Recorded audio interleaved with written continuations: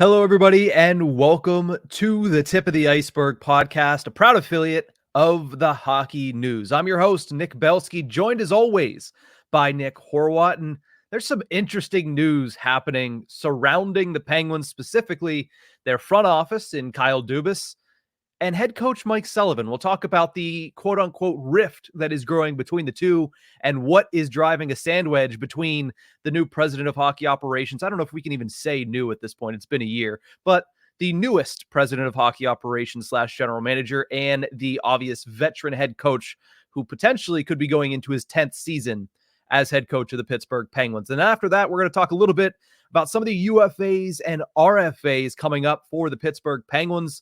Some defensive depth is lacking, and we'll talk about that. And then also, there's some veterans that are in need of a new contract. Should the Penguins bring them back? We'll discuss all of that here in the next 30 to 35 minutes. But Horwat, before we get into that, are you surprised at all of this news coming out this week about Mike Sullivan, Kyle Dubas, and the potential of Sullivan being on his way out? The potential of, it's all surprising to me because of the way we've had discussions about this already a couple times before, because of the way Dubas spoke so highly of Mike Sullivan and the way Fenway Sports Group appears to love Sullivan so much.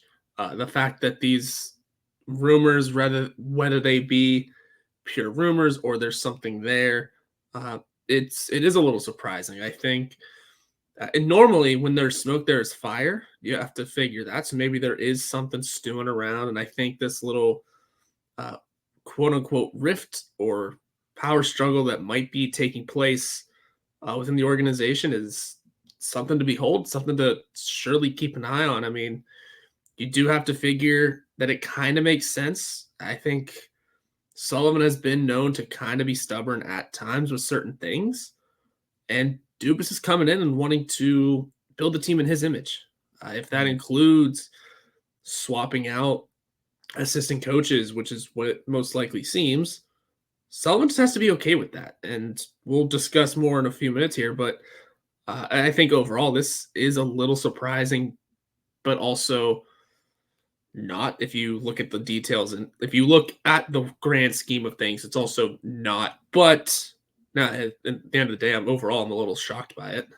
Yeah, and I think it still follows, and that's why it makes a little bit more sense, because we've been steadfast on, listen, Mike Sullivan is going to be the head coach next season unless he wants to leave, and he hasn't shown any real, signs of wanting to leave. Well, here's the first sign of him wanting to leave, and it follows along the lines of that.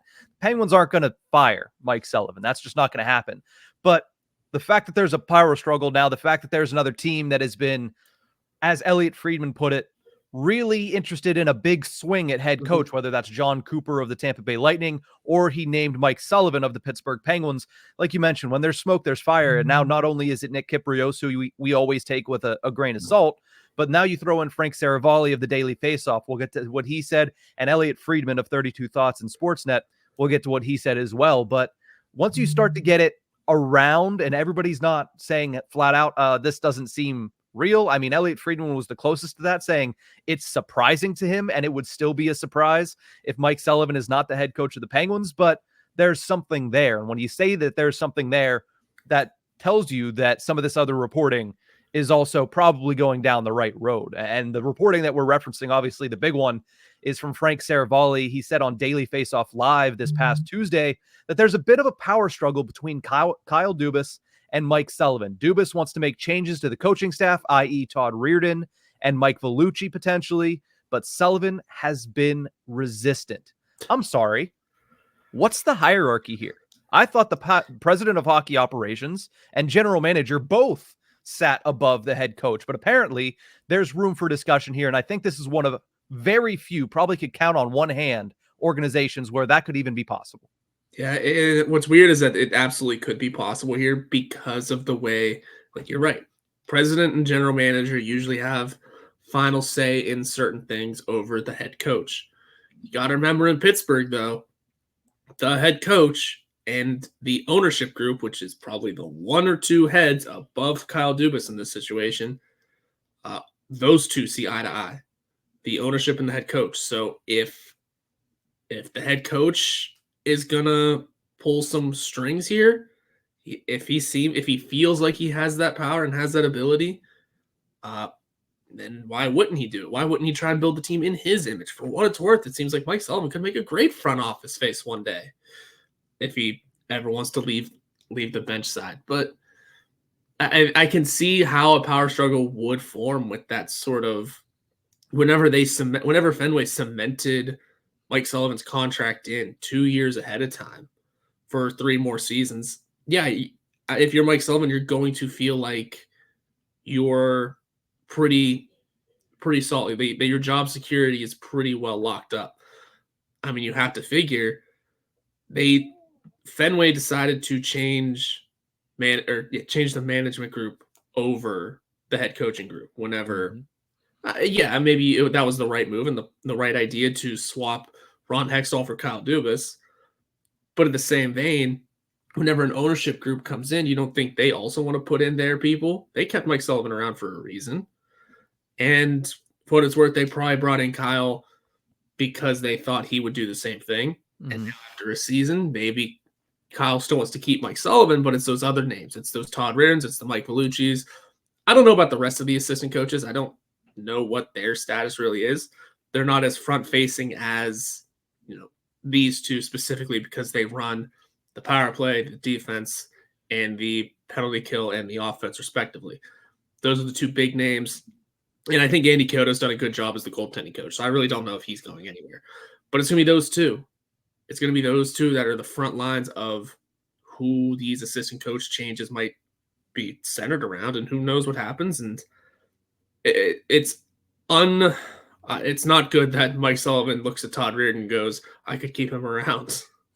Yeah, it's obviously that's never a good sign whenever everybody and their mother knows that at the very least that should be a move that's made. Maybe not because the blame all falls on Todd Reardon, because it doesn't, and a lot of people say that it does. I mean, part of that blame needs to go on Mike Sullivan too, because if Reardon was failing in that position, then one of 2 things happened. Either Sullivan took over and didn't tell anybody, in which case Sullivan was the one that continued to run that power play into the ground, or he didn't take over. He let Reardon continue with what he was doing, in which case that's also bad management of saying, hey, keep doing what you're doing, even though you're not succeeding. It's not putting your employee in a position to succeed. But with the Sullivan instance here, there is a feeling of immunity simply because the Penguins organization has gone through 2 different ownership groups and 3 different front offices, and the one constant has been Mike Sullivan. But the other point of that is they've gone through 2 ownership groups and 3 front offices, and you still haven't won. You're the through, right? Or I don't know, that's not a word, but you're the one constant there. Maybe you're the problem. And that's like when, everybody says, oh, I've had this many girlfriends and they all don't work. Well, maybe you're the problem, Mike. Maybe you're the problem. And it's just, to me, it's a weird hill to die on. We've talked extensively since the season ended 3 weeks ago. We've talked extensively about the numbers surrounding Todd Reardon's performance, surrounding Mike Vellucci's performance, but forget those numbers.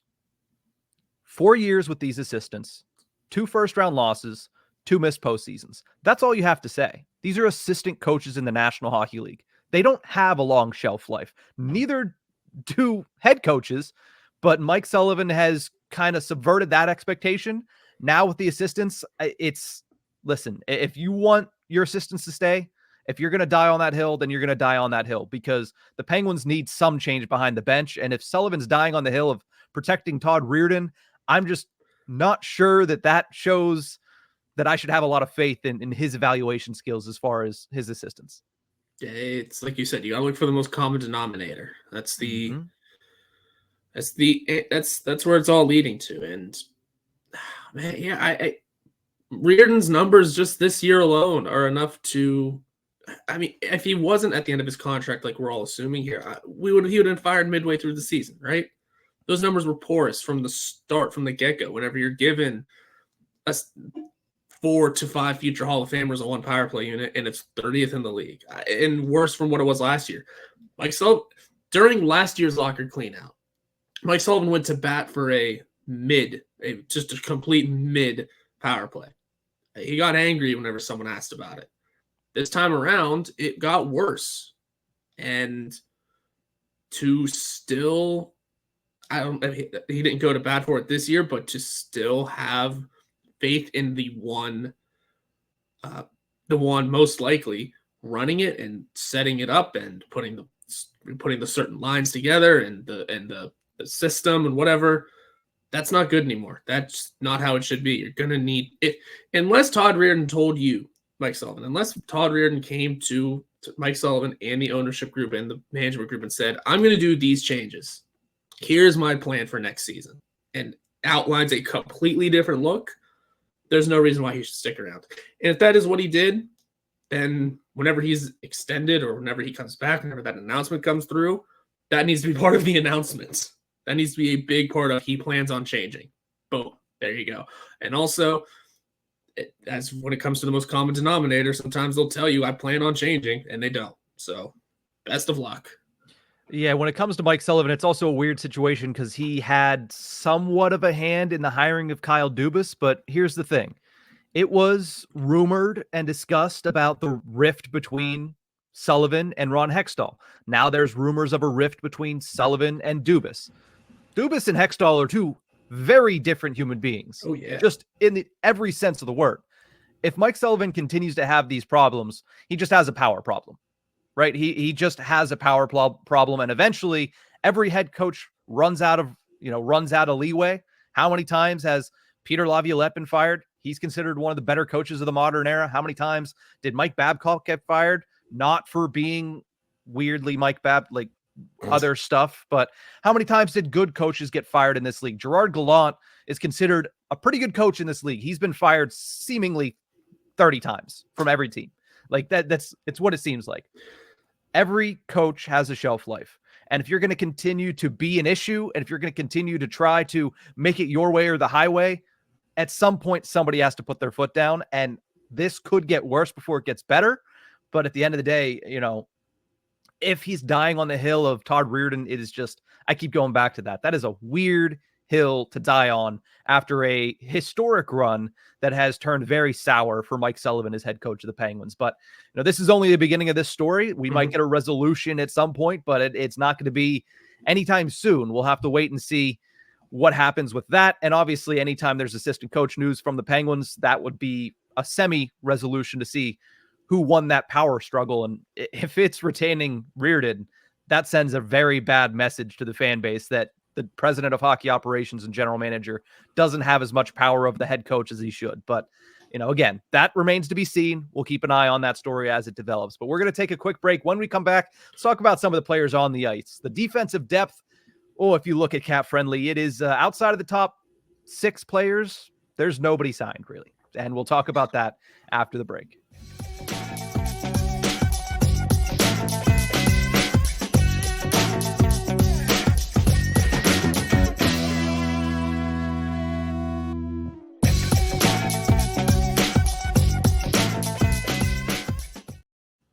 Welcome back to the Tip of the Ice-Burgh podcast. I talked yesterday on Ice-Burgh To Go a little bit about how the Penguins might end up going through this offseason and not changing very much, if anything, about their defense core. I don't agree with it, but you can see the forest through the trees and how they could get there, and it's not that difficult. I mean, you look at Ryan Graves, Chris Letang, Erik Karlsson, Marcus Pettersson, all under contract. 3 of them wouldn't be tradable. One of them is maybe an option to be traded, but also 5 years left on a contract coming off a really bad season. It's going to be impossible to trade them. And then you have, a couple other players that are not under contract, but the Penguins are apparently high on them. And that's P.O. Joseph and Jack St. Ivany. But outside of that, Horwat, the depth defense here in the Penguins organization is fairly non-existent. At the NHL level with players that played at least 20 games this year. I mentioned Letang, Karlsson, Graves, Pettersson, and also add on John Ludwig is under contract. Joseph's the only defender that played more than 20 games and isn't under contract right now for the Pens. And then you look at the AHL level. There's 3 players, and they're all on their entry-level contracts that are under contract. Owen Pickering, who is still at the moment a junior player that has spent a couple of games at the AHL level at the end of seasons. Isaac Beliveau, who played between the AHL and the ECHL this season, and Emil Pienaniemi, who was a draft pick recently, and again, similar to Owen Pickering, has been just coming over late in the season to play a couple games after his year has ended. That's it. Outside of that, the Penguins don't have anybody under contract to play in the AHL or to potentially be pushing any of these NHL guys. They have a couple of RFAs, Jack St. Ivany being the biggest one. We'll talk about him in a second. But then they have a host of unrestricted free agents in Jack Rathbone, Dmitry Samorukov, Ryan Shea, Taylor Fedun, who was the captain of the Wilkes-Barre-Scranton Penguins, and Xavier Ouellet. Let's start with Jack St. Ivany because he made that jump late in the season, played a baker's dozen NHL games, and really impressed a lot of people. Is he the most important remaining free agent for the Penguins to get signed before things heat up outside the organization around the end of June, beginning of July? Yeah, I think so, actually. Now that you put it, and when you put it like that, yeah, absolutely, I would say so. Because he's going to be an easy one to sign to. It's going to be a no haggle, a no problem. Here's a couple of years at likely the same price. Maybe even it's still a two-way deal too, like they just did with Sam Poulin. So you have that, movability a little bit. Yeah, it's going to be an easy one to sign. You're going to knock it out right away. And like we've said before, he's likely going to be the starting, home opener, the opener's sixth defenseman or third on the right side, just because of the lack of other options in that position, unless they decide to bring people in. But at the moment, yeah, I would say he's going to fill in that role immediately and, hopefully play the same way he did. So it's a good spot to be in for him. And that shouldn't be an issue to sign. Yeah, and you look at what he was able to do. Now, again, it's only 13 games at the National Hockey League level, but he looked good with Ryan Graves in their one game together. And you would think on the outside looking in that him being a stay-at-home defenseman and Ryan Graves being primarily a puck-carrying defenseman, and he's better when he is the primary puck carrier, you would think that that could work. And if you're looking to make Ryan Graves any level of better than he was this year, which shouldn't be hard, putting him with Jack St. Ivany might be a really good way to do that. But you look at the other free agents that I would think are around that level of Valtteri Puustinen, and Alex Nedeljkovic is probably right there as well. I still think it's St. Ivany because Puustinen, yes, did he play over 40 games at the NHL level this year? Yeah. Did he look to be an NHL level talent? Yes. Does he have more that he could bring to the table as far as being a goal scorer? Yes. Do I think they're still going to sign him? Yeah. But when it comes to the importance of next year's team, I don't think there's anybody that matches up with Jack St. Ivany, maybe an Alex Nedeljkovic, but we've talked about the goaltending situation, and it is not an easy science right now with Tristan Jarry's future uncertain. Obviously, 4 years remaining on that contract, but certainly not performing to that contract in year one. And then Joel Blomqvist being a guy that could potentially be looked at as the number 2 going into next season. I think that they're going to set their sights on Jack St. Ivany next. And I think that, yeah, while both St. Ivany and Puustinen could end up signing similar deals to what we saw maybe a Sam Poulin signing earlier this week with a 2-year, $775K, I do think that St. Ivany, as of right now, when you look at the current crop, and there's a long list here, he is the number 1 guy. That's fair enough, too. Especially when it comes to the defenseman. Yeah, he's definitely the top dog in terms of who needs to be handed a deal to secure a spot and to come back for at least another season or two. The last thing I'll ask here is, are you worried at all that outside of Pickering, Beliveau, Pieniemi, nobody else is signed down there? And do you think the Penguins are going to replace these guys, or do you think they're just going to sign back guys like Fedun and Ouellet, who've been here for a while? Ryan Shea, who played a large portion of the season at the NHL level. I believe he played over 30 games this year for the Pens at the National Hockey League level, and guys like Samorukov and Rathbone.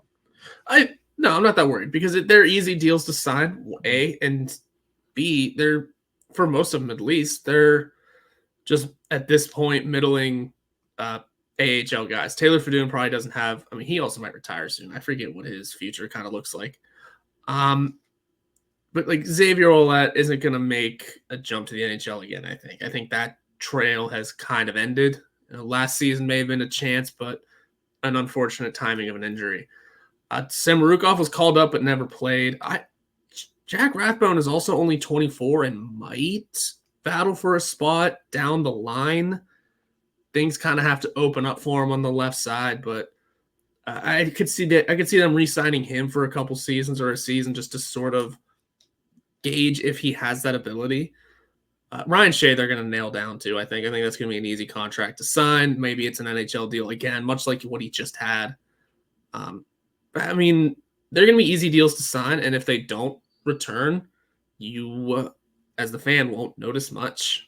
So I'd say it's not necessarily worrisome. It's not like these numbers are going to count against the cap too hard. And for what it's worth, maybe Jack Rathbone can make noise one day. For what it's worth, maybe Ryan Shea becomes a regular in the NHL. I mean, who knows what happens? And with them being UFAs, maybe Ryan Shea finds a new club somewhere and they just plug and play, because we're talking about depth guys here. It's not like we're discussing someone like P.O. Joseph who might take over on that first line role because of his late season surge and some pretty good pushes from the coaching staff. Yeah, and I think the interesting thing here too is you look at those 5 names we mentioned, 3 of them were signed by Kyle Dubas. So it's not like he's getting out Ron Hextall guys or getting out, Jim Rutherford guys. They're guys that he brought in. I mean, Rathbone was part of a trade, right? He was part of the Mark Friedman trade with the Vancouver Canucks. And I think next year is going to be, if they choose to not bring back Ryan Shea, which, you mentioned Shea late down in the season with St. Ivany, that's the pairing. And also that was a pairing that had a lot of success in Wilkes-Barre throughout the season. If they don't bring back Shea, if they don't bring back a guy like P.O. Joseph, that's when things could open up for Jack Rathbone on that left side. And he could become maybe the 4th or 5th option on the left side behind guys like, Pettersson, Graves, and really, I don't know who else would be up there above him at the moment. I mean, they might bring that in an outside name, but it could be a big year for Jack Rathbone. So I'm not concerned because, like you said, these are mostly AHL guys, and there's a lot of talent around the National Hockey League to where you can bring that in and bring in a fresh, perspective. But a lot of these guys are fresh, right? Rathbone just getting here, Ryan Shea just getting here this year. Samorukov, I'd have to look into it. He just signed his NHL level deal, NHL AHL level deal with the Penguins to actually be in the organization and not just be signed to an AHL contract. So it is interesting to see that, was there a plan here? That's what I want to know from Kyle Dubas, because a lot of these players, if he wanted a clean slate, he has the clean slate, and a lot of that was his doing. So what does he replace that with, or does he continue to travel down the road that he started this year with the Wilkes-Barre Scranton Penguins? But we're going to take a quick break. When we come back, we're going to talk about some names that you might be a little bit more familiar with, still value in some of these veteran forwards, guys like Radim Zohorna, and we're going to talk some Jansen Harkins. We'll be right back after this break.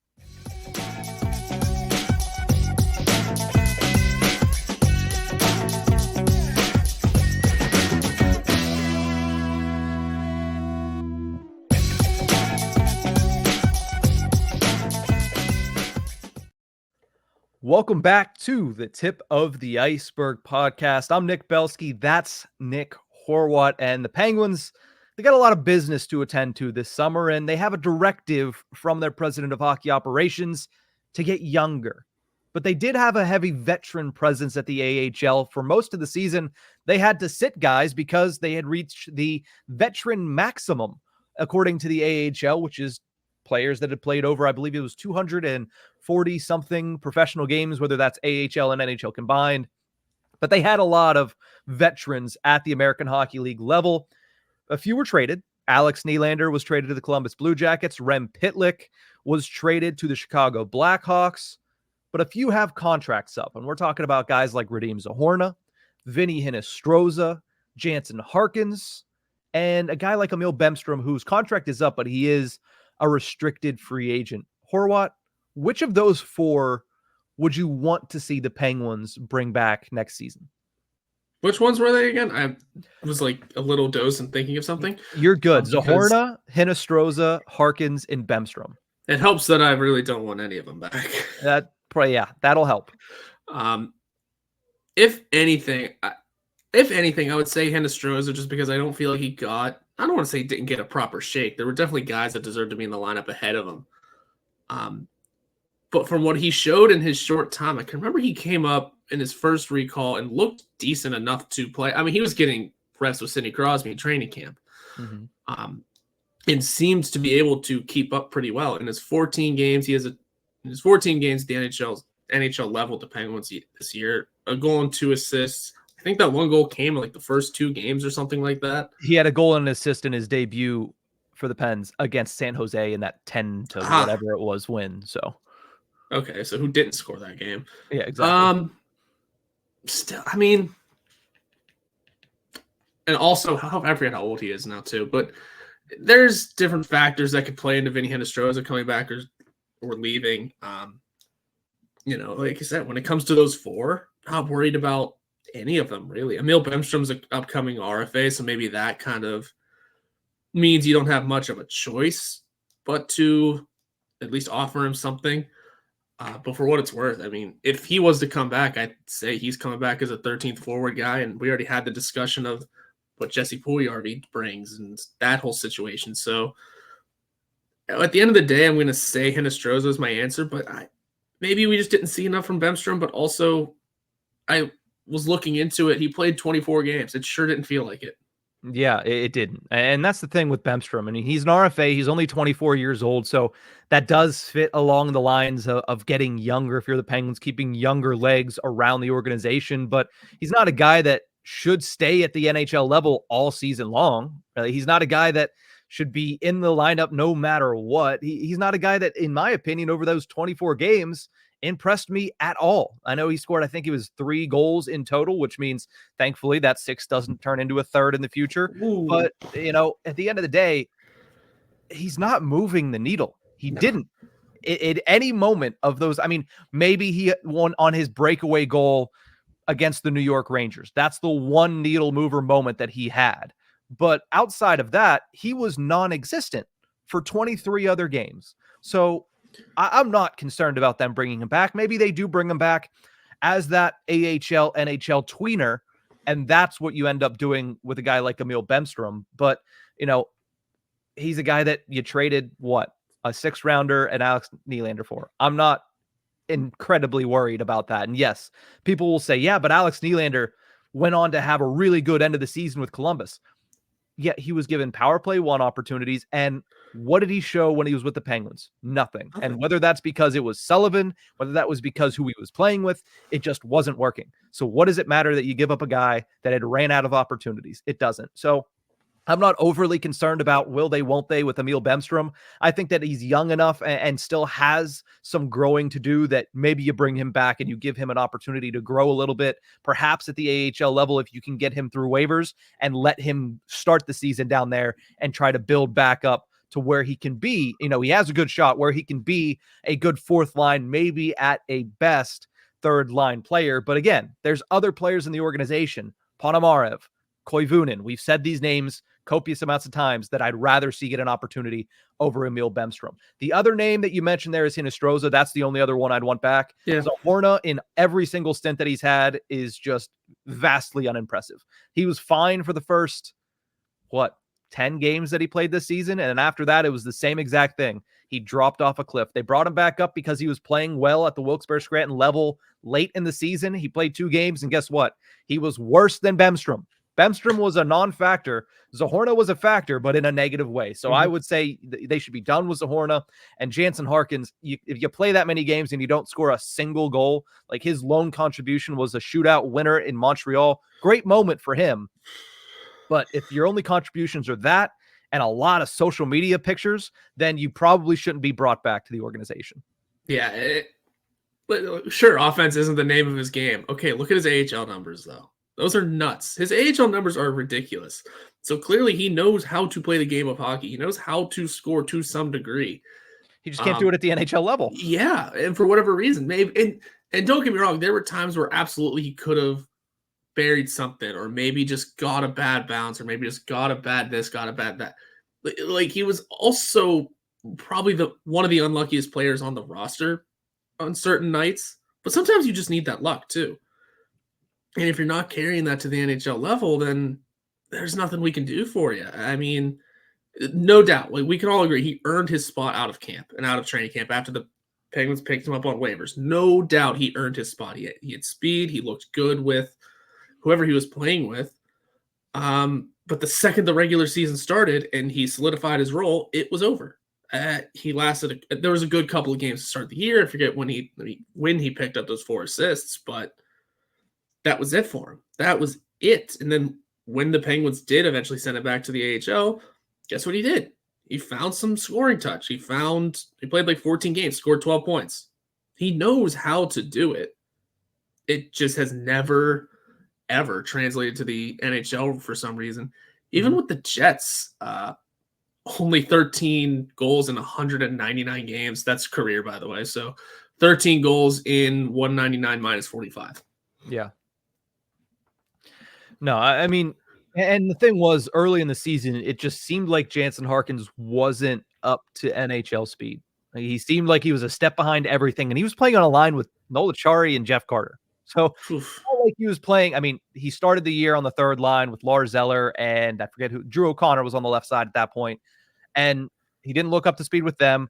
He came back. He was playing with Chari and Carter. He still didn't look up to speed, and eventually he started to look like, at the very least, he could play at that pace, but not well, right? And I don't know why he continued to get those opportunities. Yes, he did a lot of the intangible things. He was actually a little bit physical. He was forecheck. Mike Sullivan seemed to very much like what he brought to the game, and that's fine. But when you don't score a singular goal in 43 games, it was 46 45. games, 45 games, when you don't score a singular goal and you don't come close to scoring a singular goal, there's no reason to bring you back again when the Penguins have some young players that they want to give opportunities to. If that is a roadblock for a young player, that is a failure on Kyle Dubas' part, and that is a failure, if he's still here, on Mike Sullivan's part, and we expect him to be here. It's just, going with the theme of the show. But I will agree with you, though. Hinostroza, there's nothing wrong with bringing him back as an AHL guy that, break glass in case of emergency, he's perfectly fine as a spot starter in the NHL. And I think that he's perfectly fine on 3rd, 4th line, definitely. Maybe on the 1st line, if it's Crosby playing at a high level, you could patch him over for a game or two. But majority-wise, he's going to be a 4th line guy for you, that Jeff Carter role where he's going to kill penalties. He's going to, potentially score a goal here or there, but you're really bringing him in for his forecheck. You're bringing him in just to bring a little bit of foot speed, and you're bringing him in to bring a little bit of antagonizing. That's Hinostroza, and I have no issue bringing him back as one of the veterans that you want to bring back. So, to me, it's maybe you bring back Bemstrom, maybe you bring back Hinostroza, but please, oh God Almighty, I don't want to see Radim Zahorna or Jansen Harkins in this organization in 2024-25.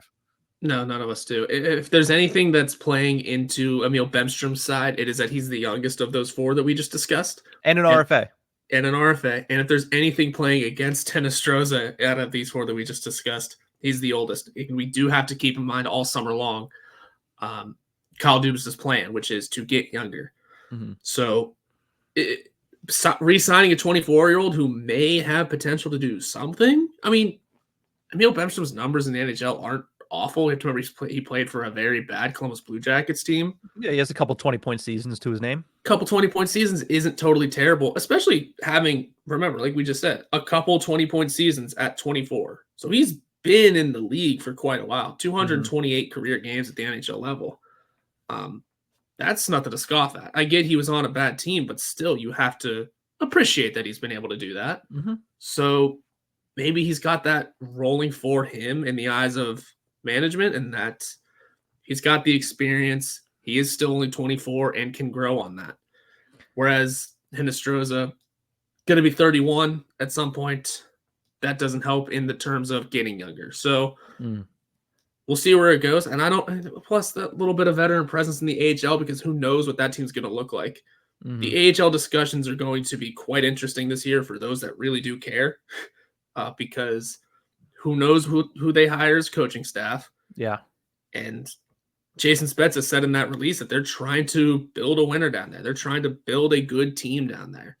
So who knows if all those names we discussed previously even return, just because they're trying to build something.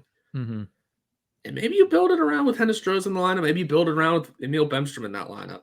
That'll be interesting to see. It's a breath of fresh air to see a management group care about the minor league system a little bit. Yeah. And for what it's worth, that didn't even dig into some of the ECHL guys that I'm not going to say fight for NHL roles, but could keep that team relevant, keep the Wheeling Nailers good, and find their way into the AHL squad, and then maybe make that leap. Yeah. Guy like Lucas Svegkovsky that we always talk about in the summertime. Yeah. Dylan Hamaliuk, who came back in the Carlson Erik Karlsson trade too. I mean, he spent the whole season down there, but is still only 23. Yeah. Something like that. It's kind of young, has a chance. So, man, the minor league system got interesting with Kyle here. Mm-hmm. The last thing I'll mention about Bemstrom is, you know what his end of the year reminds me of? And again, it's not a one-for-one comparison, but the feeling that I get when thinking about Bemstrom's last 24 games is exactly the feeling I got when thinking about Mikael Granlund last season. The only difference is Bemstrom is much younger, and Bemstrom is on a much more manageable contract, i.e., when he signs as a restricted free agent, it's not going to be over $1 million. And if it's over $1 million, it's going to be by, a chin hair over $1 million. Like, he's not going to be much money, whereas Granlund was over 30 years old, $5 million for 2 more years. And, he might have had a good season in San Jose, but again, it's San Jose. Who else was going to score points for the San Jose Sharks this year? So again, just a little in the back of my mind, a comparison that I thought of.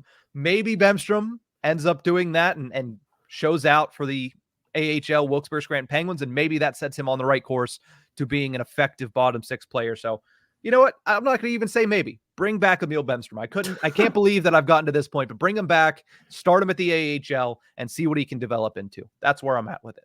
But if it's worth anything else, Emil Bemstrom scored more than Mikael Granlund in this to end the season.